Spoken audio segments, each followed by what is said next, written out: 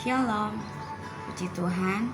Hari yang baru kita sambut dengan bersyukur sebab Tuhan selalu baik, kasih setia Tuhan tidak pernah berubah, dulu, sekarang, dan selamanya kekal ya. Kali ini saya rindu men-sharingkan firman Tuhan dalam Lukas pasal 19 ayat 1-10. Kita seringkali sudah mendengar tentang ayat ini, bagaimana perjumpaan Zakius dengan Kristus.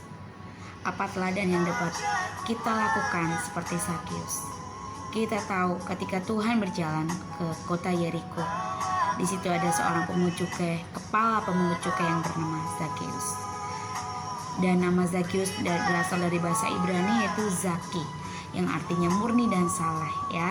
Tapi kita tahu bahwa Zakius adalah seorang pemungut cukai, bahkan dia adalah kepala pemungut cukai. Sehingga pada saat itu seorang pemungut cukai sangat dibenci oleh masyarakat. Mengapa? Karena dianggap menjajah orang-orang Yahudi.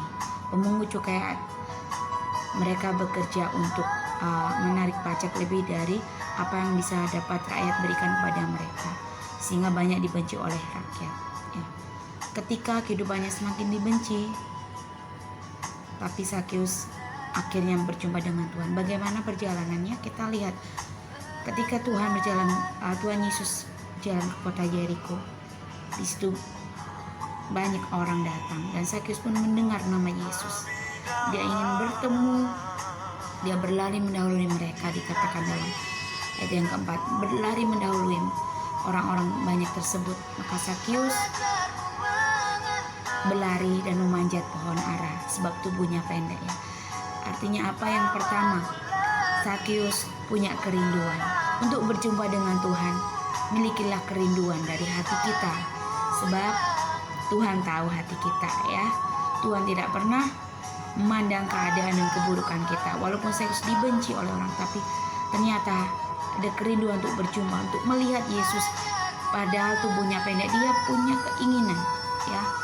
Biasa dia harus looking up ya, melihat ke atas karena tubuhnya pendek, tapi sekarang dia mencari Yesus, berusaha ya.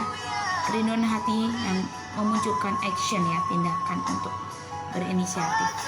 Kedua, Zakius dipanggil oleh nama Yesus ya. Zakius, turunlah, aku akan menumpang di rumahmu. Ada respon. Yang kedua adalah respon yang Zakius kerjakan. Dia turun dari pohon dan dia membawa Tuhan Yesus ke rumahnya, menyambut, menjamu Tuhan Yesus bersama murid. Walaupun ada tantangan ya saat dia berespon, orang Farisi bersungut-sungut terhadap Tuhan Yesus. Mengapa engkau makan sehidangan semeja bersama orang berdosa? Tapi Zakius fokus ya. Yang ketiga, Zakius memiliki komitmen untuk bertobat ya.